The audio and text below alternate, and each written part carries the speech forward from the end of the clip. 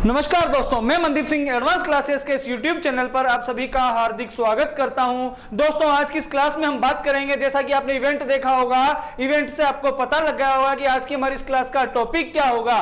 दोस्तों, आज हम बात करेंगे भारतीय संसद के बारे में, इंडियन पार्लियामेंट के बारे में। दोस्तों चलिए दोस्तों शुरुआत करते हैं अपने आज के इस टॉपिक की, भारतीय संसद की। दोस्तों आज का जो हमारा टॉपिक है वो होगा संसद। दोस्तों आज हम बात करेंगे संसद की।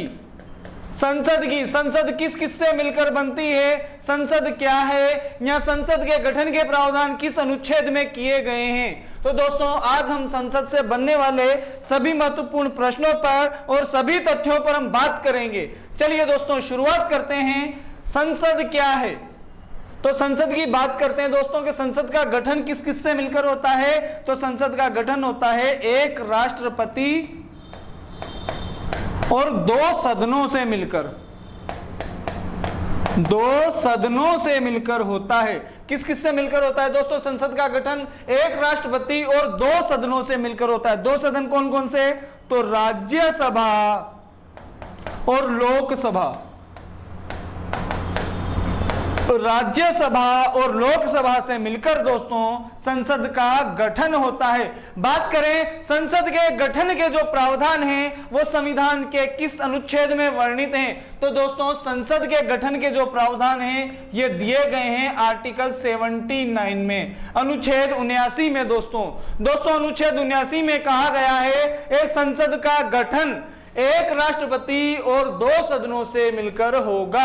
और दो सदन कौन कौन से दोस्तों? राज्यसभा और लोकसभा। दोस्तों जो संसद है, पढ़ते हैं आगे हम आर्टिकल लगाकर। अनुच्छेद 79 में क्या कहा गया है? आर्टिकल 79 में क्या कहा गया है दोस्तों? तो अनुच्छेद 79 में कहा गया है संसद का गठन, संसद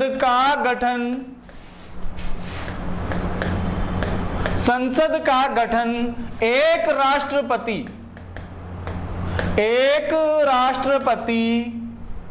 व दो सदनों से मिलकर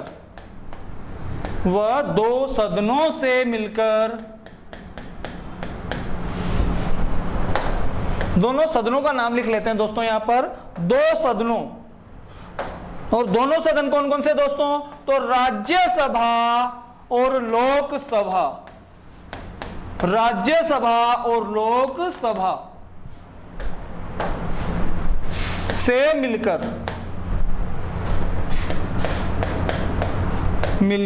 होता है। दोस्तों संसद का गठन एक राष्ट्रपति और दो सदनों से मिलकर होता है। नेक्स्ट दोस्तों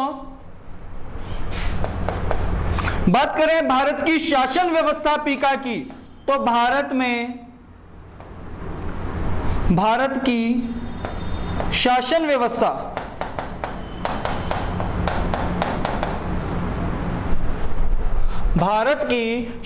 व्यवस्था कैसी है दोस्तों?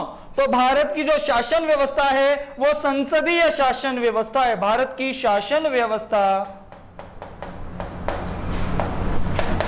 संसदीय शासन व्यवस्था है, या भारत में संसदीय शासन व्यवस्था है, संसदीय शासन व्यवस्था है। कैसी शासन व्यवस्था है दोस्तों? तो संसदीय शासन व्यवस्था है, अर्थात संसद ही देश की विधायिका, संसद ही देश की विधायिका अथवा विधायिका या व्यवस्थापिका, दोस्तों व्यवस्थापिका है। संसद ही देश की व्यवस्थापिका या विधायिका है, अर्थात हमारे देश की जो शासन व्यवस्थापिका है वो कैसी है? तो संसदीय शासन व्यवस्थापिका है। दोस्तों हमारे देश के लिए संसद ही कानून बनाती है, संसद ही विधियों का निर्माण करती है, इसलिए संसद को विधायिका कहा जाता है। विधियों का निर्माण करने वाली विधायिका कहलाती है। और हमारे देश के लिए विधियों या कानूनों का निर्माण कौन करती है? तो संसद विधियों का निर्माण करती है, अर्थात संसद हमारे देश की विधायिका है। व्यवस्थापिका व्यवस्था का संचालन करने वाली, अर्थात शासन पर नियंत्रण करने वाली या शासन का संचालन करने वाली, व्यवस्थाओं पर अंकुश लगाने वाली या व्यवस्थाओं का निर्देशन करने वाली या व्यवस्था का संचालन करने वाली दोस्तों, तो व्यवस्थापिका कौन होगी? संसद होगी, क्योंकि संसद ही हमारे देश के शासन पर नियंत्रण करती है और संसद के नियंत्रण में ही हमारे देश का शासन चलाया जाता है। अर्थात संसद हमारे देश की क्या हो जाएगी दोस्तों? तो व्यवस्थापिका हो जाएगी। चलिए दोस्तों नेक्स्ट बात करते हैं संसद की। तो संसद का जो गठन है दोस्तों, एक राष्ट्रपति, बात की थी अभी हमने, एक राष्ट्रपति और 2 सदनों से मिलकर होता है। संसद का गठन किस किस से मिलकर होता है दोस्तों? तो एक राष्ट्रपति और 2 सदनों से मिलकर होता है। 2 सदन कौन कौन से थे दोस्तों? तो राज्यसभा और लोकसभा। राज्यसभा और लोकसभा ये संसद के 2 सदन होंगे दोस्तों। यदि पूछा जाए संसद के सदन कितने होते हैं, तो सदन कितने होंगे दोस्तों? 2 होंगे। 2 सदन कौन कौन से? राज्यसभा और लोकसभा, ये दोनों संसद के 2 सदन होते हैं। यदि एग्जामिनर सदन नहीं पूछकर एग्जाम में आपसे अंग पूछ लेता है, संसद के अंग कितने होते हैं, तो दोस्तों हमारा आंसर चेंज हो जाएगा। संसद के अंग होते हैं 3। दोस्तों संसद के अंगों में हम राष्ट्रपति को भी सम्मिलित करते हैं और इन दोनों सदनों को भी दोस्तों हम संसद के अंगों में सम्मिलित करते हैं। अर्थात संसद के अंग कितने हो जाएंगे? 3 अंग हो जाएंगे। 3 अंग कौन कौन से होंगे दोस्तों? तो राष्ट्रपति संसद का अभिन्न अंग होता है, तो 1 अंग तो राष्ट्रपति और 2 अंग ये दोनों सदन।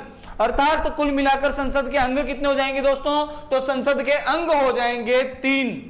दोस्तों बात करते हैं राष्ट्रपति, हम पहले पढ़ चुके हैं, इसलिए यहां पर दोबारा हम राष्ट्रपति नहीं पढ़कर दोस्तों संसद के इन दोनों सदनों को हम विस्तार से पढ़ेंगे। अब दोस्तों अनुच्छेद की बात करें, हमने यहां पिछले इसमें देखा दोस्तों, पिछली स्लाइड पर, तो संसद का जो गठन है, संसद के गठन के प्रावधान किस अनुच्छेद में दिए गए हैं? तो आर्टिकल 79 के अनुसार भारत की एक संसद होगी। अर्थात संसद के गठन के प्रावधान दिए गए हैं और संसद का गठन किस किस से मिलकर होगा? तो संसद का गठन एक राष्ट्रपति और 2 सदनों से मिलकर होगा। और दोनों सदन कौन कौन से? राज्यसभा और लोकसभा। चलिए दोस्तों नेक्स्ट बात करते हैं हम। दोस्तों संसद के जो गठन के प्रावधान हैं ये दिए गए हैं आर्टिकल 79 में। बात करें राज्यसभा की, तो राज्यसभा के गठन के प्रावधान दिए गए हैं अनुच्छेद 80 में, और लोकसभा की बात करें तो लोकसभा के गठन के प्रावधान दोस्तों अनुच्छेद 81 में दिए गए हैं। दोस्तों हमें कुछ नहीं करना है, यहां पर याद रखना है सरला, और दोस्तों हमें यह याद हो जाएगा इसका अनुच्छेद। स से संसद, संसद के गठन के प्रावधान अनुच्छेद 79 में। र से दोस्तों राज्यसभा हो जाएगा और राज्यसभा के गठन के प्रावधान अनुच्छेद 80 में। और ला से दोस्तों लोकसभा हो जाएगा और लोकसभा के गठन के प्रावधान अनुच्छेद 81 में दिए गए हैं। दोस्तों संसद के गठन के प्रावधान तो अनुच्छेद 79 में दिए गए हैं, राज्यसभा के गठन के प्रावधान अनुच्छेद 80 में और लोकसभा के गठन के प्रावधान अनुच्छेद 81 में दिए गए हैं दोस्तों। चलिए दोस्तों बात करते हैं संसद के सदनों की। अगला हम टॉपिक डालते हैं दोस्तों राज्यसभा।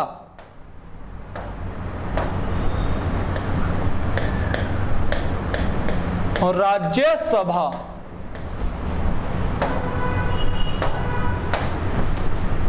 दोस्तों बात करें राज्यसभा की, तो राज्यसभा के जो गठन के प्रावधान हैं ये दिए गए हैं दोस्तों अनुच्छेद 80 में। अर्थात अनुच्छेद 80 में राज्यसभा के गठन के प्रावधान दिए गए हैं। चलिए दोस्तों राज्यसभा के बारे में देखते हैं। राज्यसभा संसद का उच्च सदन, राज्यसभा संसद का उच्च सदन, द्वितीय सदन, राज्यों का सदन और स्थायी सदन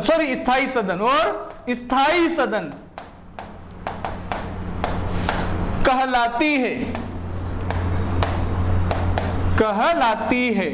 दोस्तों राज्यसभा संसद का उच्च सदन कहलाती है, द्वितीय सदन कहलाती है, राज्यों का सदन कहलाती है और स्थायी सदन कहलाती है। दोस्तों ये 4 उपनाम हैं राज्यसभा के लिए प्रयोग में किए जाते हैं।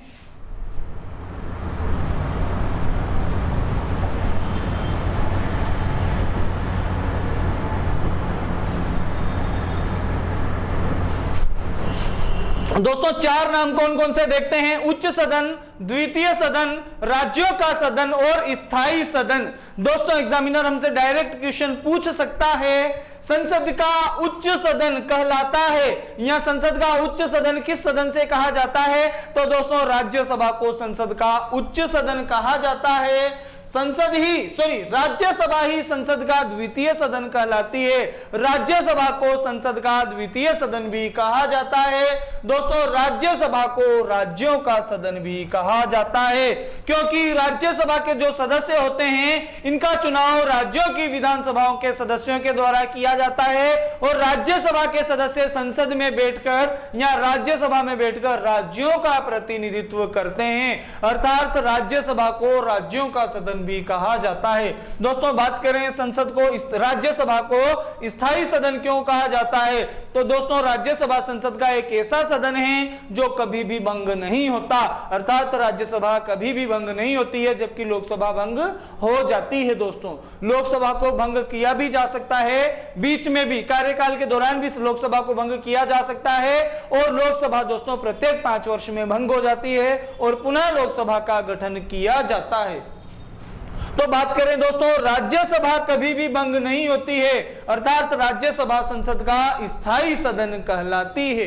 नेक्स्ट दोस्तों, नेक्स्ट बात करते हैं हम इसके बारे में। राज्यसभा की सदस्य संख्या, राज्यसभा की सदस्य संख्या। दोस्तों राज्यसभा की सदस्य संख्या कितनी होती है, इसके बारे में बात करें दोस्तों तो राज्यसभा की जो सदस्य संख्या है, राज्यसभा की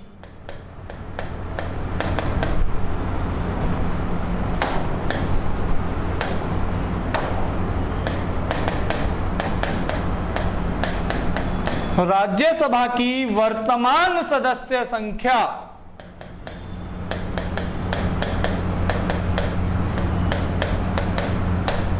राज्यसभा की वर्तमान सदस्य संख्या की दोस्तों हम बात करें तो राज्यसभा की जो वर्तमान सदस्य संख्या है वो है 245। कितनी है दोस्तों? 245 राज्यसभा की वर्तमान सदस्य संख्या है।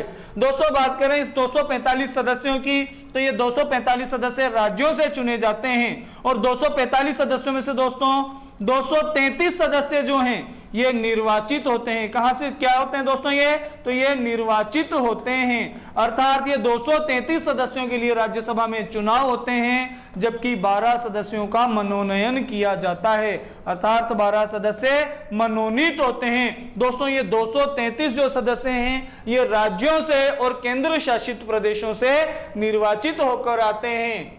दोस्तों राज्यों और केंद्र शासित प्रदेशों से निर्वाचित होने वाले सदस्यों की संख्या कितनी हो जाएगी? तो 233 हो जाएगी। और दोस्तों केंद्र शासित प्रदेश कौन कौन से हैं? तो केंद्र शासित प्रदेश दिल्ली, पुडुचेरी और जम्मू कश्मीर। जहां पर विधानसभा है उन राज्यों की विधानसभाओं से राज्यसभा के सदस्यों का चुनाव किया जाता है। तो दोस्तों संसद में, राज्यसभा में निर्वाचित सदस्यों की संख्या कितनी होती है? राज्यसभा में 233 सदस्य निर्वाचित होते हैं, जबकि राज्यसभा की कुल सदस्य संख्या कितनी है दोस्तों? तो 245 है। कुल सदस्य संख्या 245 है, 233 सदस्य निर्वाचित होते हैं, जबकि 12 सदस्यों को राष्ट्रपति के द्वारा मनोनीत किया जाता है। दोस्तों राष्ट्रपति कला, विज्ञान, वाणिज्य, समाज सेवा, सहकारिता इत्यादि क्षेत्रों में प्रतिष्ठित एवं ख्याति प्राप्त व्यक्तियों को राज्यसभा में नॉमिनेट कर सकता है, अर्थात राज्यसभा में मनोनीत कर सकता है। कितने सदस्यों को दोस्तों? तो 12 सदस्यों को। राष्ट्रपति राज्यसभा में कितने सदस्यों को मनोनीत कर सकता है? तो राष्ट्रपति राज्यसभा में 12 सदस्यों को मनोनीत कर सकता है। राज्यसभा में निर्वाचित सदस्यों की संख्या कितनी होती है? तो कितनी हो जाएगी दोस्तों? 233 होती है। राज्यसभा की कुल सदस्य संख्या कितनी होती है? तो राज्यसभा की कुल सदस्य संख्या होती है दोस्तों 245। 245 तो कुल सदस्य संख्या है दोस्तों। 12 सदस्य मनोनीत होते हैं, जबकि 233 सदस्य क्या होते हैं दोस्तों? निर्वाचित होते हैं। चलिए दोस्तों नेक्स्ट बात करते हैं चुनाव की।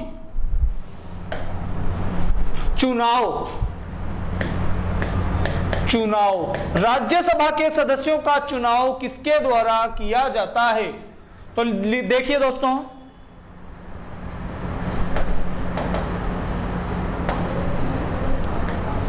राज्यसभा के सदस्यों का चुनाव राज्यसभा के सदस्यों का चुनाव राज्यों की विधानसभाओं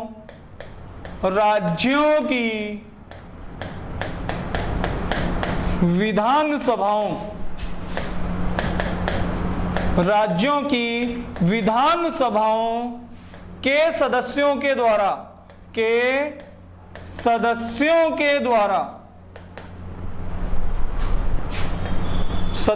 के द्वारा किया जाता है। कैसे किया जाता है दोस्तों? तो राज्यसभा के जो सदस्य होते हैं, राज्यसभा के सदस्यों का चुनाव किसके द्वारा किया जाता है? विधानसभाओं के सदस्यों के द्वारा किया जाता है।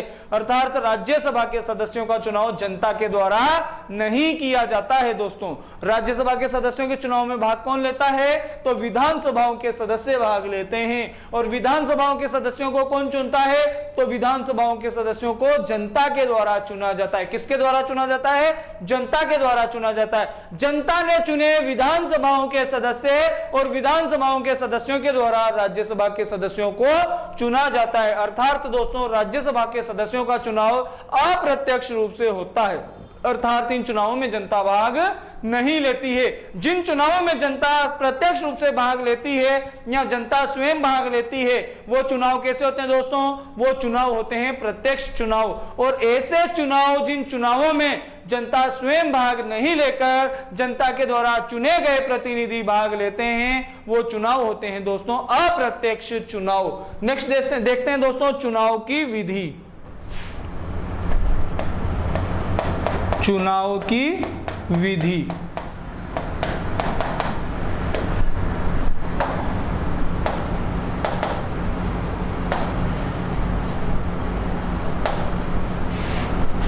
राज्यसभा के सदस्यों का चुनाव राज्यसभा के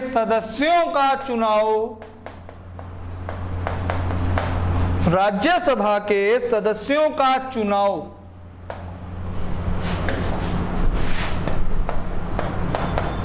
आनुपातिक प्रतिनिधित्व की एकल संक्रमणीय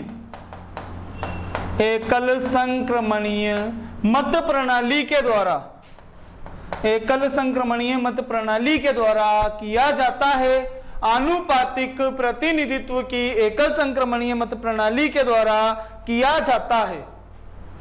आनुपातिक प्रतिनिधित्व की एकल संक्रमणीय मत प्रणाली के द्वारा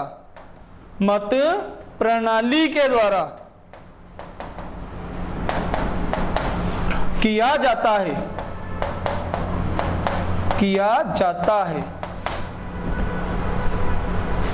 दोस्तों वही प्रक्रिया है जो राष्ट्रपति और उपराष्ट्रपति के चुनाव में प्रयोग की जाती है, लेकिन दोस्तों यहां पर थोड़ा सा फर्क होगा। देखते हैं क्या फर्क है, वो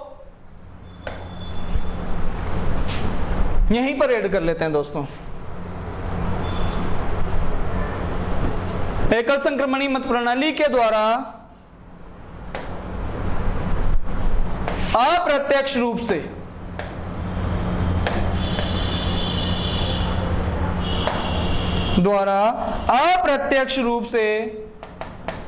अप्रत्यक्ष रूप से और खुली मतदान पद्धति के द्वारा या खुली मतदान प्रणाली से किया जाता है। देखिए दोस्तों, क्या है ये दोस्तों, जो राज्यसभा के सदस्य होते हैं, राज्यसभा के सदस्यों का चुनाव होता है आनुपातिक प्रतिनिधित्व की एकल संक्रमणीय मत प्रणाली के द्वारा। दोस्तों, ये प्रणाली क्या है? इस प्रणाली के बारे में हमने विस्तार से चर्चा की थी जब भारत के राष्ट्रपति को पढ़ा था। अर्थात दोस्तों, इस प्रणाली के अंतर्गत जितने भी प्रत्याशी चुनाव लड़ रहे हैं या जितने प्रत्याशियों के भी नाम मतपत्र पर छपे हैं, मतदाता को उतने ही वोट करने पड़ेंगे। दोस्तों, कैसे? तो यहां पर जो मत दिया जाता है वो वरीयता क्रम में दिया जाता है, प्रायोरिटी के बेस पर दिया जाता है, अर्थात प्राथमिकता के आधार पर दिया जाता है। मतदाता को अपनी पसंद बतानी होती है। मतदाता अपनी वरीयता क्रम के अनुसार अपनी प्राथमिकता के आधार पर दोस्तों प्रत्याशियों को अपनी चॉइस देता है, फर्स्ट चॉइस, सेकंड चॉइस और थर्ड चॉइस। या जितने भी प्रत्याशी चुनाव लड़ रहे हैं, मतदाता अपनी उतनी ही चॉइस यहां पर देता है। देखिए दोस्तों, यहां पर इनका चुनाव जनता के द्वारा प्रत्यक्ष रूप से नहीं किया जाता है। जिन चुनावों में वोटिंग जनता के द्वारा की जाती है दोस्तों, जनता स्वयं वोटिंग करती है, वो चुनाव होते हैं प्रत्यक्ष चुनाव। लेकिन यहां पर जनता स्वयं भाग नहीं लेती है। भाग कौन लेता है दोस्तों? तो राज्यों की विधानसभाओं के सदस्य। कौन भाग लेता है दोस्तों? तो राज्यों की विधानसभाओं के सदस्य इन चुनावों में भाग लेते हैं। अर्थात चुनाव कैसे होंगे? अप्रत्यक्ष होंगे। दोस्तों, चुनाव में खुली मतदान पद्धति प्रयोग में ली जाती है। कौन सी मत पद्धति प्रयोग में ली जाती है दोस्तों? तो खुली मतदान पद्धति प्रयोग में ली जाती है। जबकि हमने राष्ट्रपति के समय क्या पढ़ा? गुप्त मतदान पद्धति के द्वारा वोटिंग की जाती है। राष्ट्रपति के चुनाव में दोस्तों मतदाता के द्वारा जो वोट किया जाता है उस वोट को गोपनीय रखा जाता है, इसलिए वहां पर गुप्त मतदान प्रक्रिया या गुप्त मतदान प्रणाली प्रयोग में ली जाती है। यहां पर दोस्तों खुली मतदान प्रणाली प्रयोग में ली जाती है। अर्थात मतदाता ने किस कैंडिडेट को किस चॉइस पर रखा, यह सार्वजनिक किया जाता है दोस्तों। वहां पर जो वोटिंग की जाती है वो वोटिंग ओपन वोटिंग होती है। वहां पर प्रत्याशी देख सकते हैं जो मतदाता हैं उस मतदाता ने किस प्रत्याशी को कौन सी चॉइस पर रखा है। अर्थात वोटर के वोट की प्रायोरिटी को देखा जा सकता है। इसलिए दोस्तों यहां पर कौन सी मतदान प्रणाली हो जाएगी? खुली मतदान प्रणाली हो जाएगी। नेक्स्ट देखते हैं दोस्तों, योग्यता। देखिए दोस्तों, योग्यता क्या है? राज्यसभा के सदस्यों का चुनाव लड़ने के लिए वही भारत का नागरिक हो, किसी लाभ के पद पर ना हो, किसी लाभ के पद पर न हो, कदाचित पागल या दिवालिया घोषित ना हो,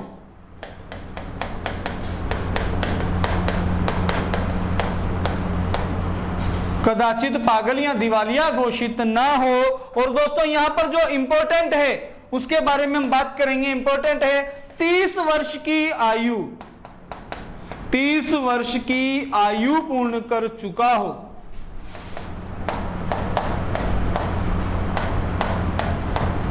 30 वर्ष की आयु पूर्ण कर चुका हो तथा राज्यसभा का सदस्य बनने की योग्यता रखता हो। दोस्तों यहां पर इंपॉर्टेंट हो जाएगा 30 वर्ष की आयु, 30 वर्ष की आयु प्राप्त हो।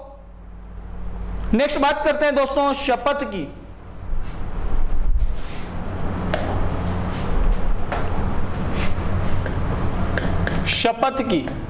राज्यसभा के सदस्यों को शपथ कौन दिलाता है दोस्तों? तो राज्यसभा के जो सदस्य हैं, राज्यसभा के सदस्यों को शपथ दिलाता है राष्ट्रपति। राज्यसभा सदस्यों को शपथ राष्ट्रपति दिलाता है। कौन दिलाता है दोस्तों? राष्ट्रपति दिलाता है। राष्ट्रपति दिलाता है। राज्यसभा के सदस्यों को शपथ ग्रहण करवाता है भारत का राष्ट्रपति। नेक्स्ट दोस्तों लिखिए त्याग पत्र।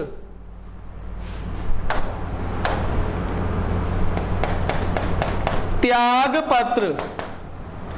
राज्यसभा के सदस्य अपना त्याग पत्र किसे देते हैं? तो लिखिए राज्यसभा सदस्य, राज्यसभा सदस्य अपना त्याग पत्र, अपना त्याग पत्र सभापति को, किसे? सभापति को देते हैं। और राज्यसभा का सभापति कौन होता है दोस्तों? हम पढ़ चुके हैं पहले, जब उपराष्ट्रपति पढ़ा था वहां पर, तो उपराष्ट्रपति राज्यसभा का पदेन सभापति होता है। और राज्यसभा के सभी सदस्य अपना त्यागपत्र किसको देते हैं? तो राज्यसभा के सभापति को देते हैं। सभापति कौन होता है दोस्तों? तो उपराष्ट्रपति होता है। उपराष्ट्रपति को देते हैं, को देते हैं। राज्यसभा के सदस्य अपना त्याग पत्र सभापति को देते हैं। नेक्स्ट लिखिए दोस्तों कार्यकाल। शपथ देखिए, राज्यसभा के सदस्यों को शपथ तो राष्ट्रपति दिलाता है, लेकिन राज्यसभा के सदस्य अपना त्याग पत्र किसको देते हैं? राष्ट्रपति को देते हैं। नेक्स्ट देखिएगा दोस्तों राज्यसभा के सदस्यों का कार्यकाल।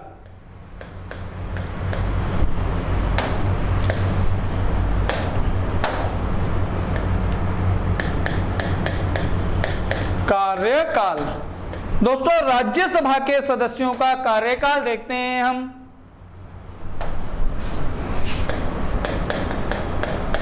राज्यसभा के सदस्यों का कार्यकाल।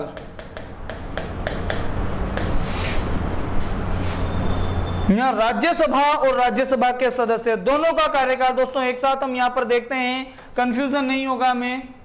तो राज्यसभा का कार्यकाल, राज्यसभा का कार्यकाल अनिश्चित होता है, सॉरी स्थायी होता है।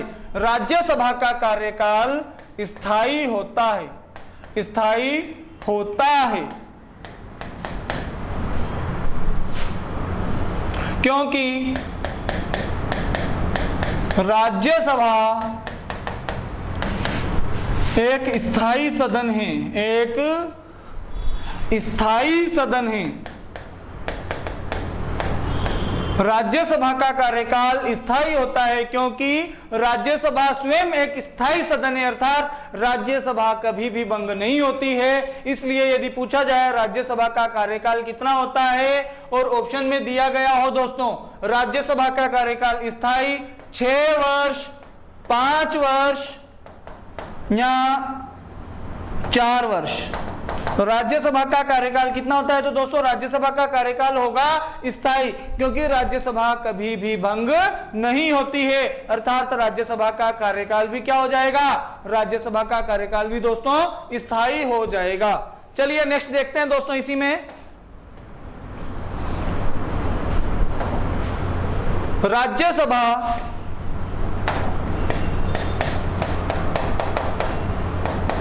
के सदस्यों का कार्यकाल, राज्यसभा के सदस्यों का कार्यकाल, राज्यसभा के सदस्यों का कार्यकाल 6 वर्ष होता है, 6 वर्ष होता है। कितना होता है दोस्तों सदस्यों का कार्यकाल? तो सदस्यों का कार्यकाल तो हो जाएगा दोस्तों 6 वर्ष। यदि पूछा जाए राज्यसभा का कार्यकाल कितना होता है, तो राज्यसभा का कार्यकाल तो स्थायी ही होगा, 6 वर्ष नहीं होगा। सदस्यों का कार्यकाल होगा दोस्तों 6 वर्ष, जबकि राज्यसभा का कार्यकाल तो स्थायी होता है। नेक्स्ट देखिए, राज्यसभा के राज्यसभा के 1/3 सदस्य, राज्यसभा के 1/3 सदस्य प्रत्येक 2 वर्ष में, प्रत्येक 2 वर्ष में अपना कार्यकाल, 2 वर्ष में अपना कार्यकाल पूर्ण करते हैं, कार्यकाल पूर्ण करते हैं तथा उनकी जगह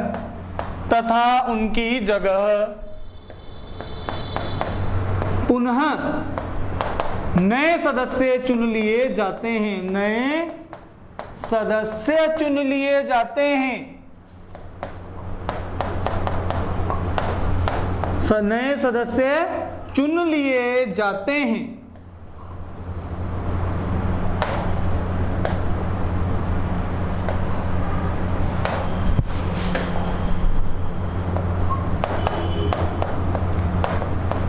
देखिए दोस्तों, कंफ्यूज नहीं होना है, क्या है ये?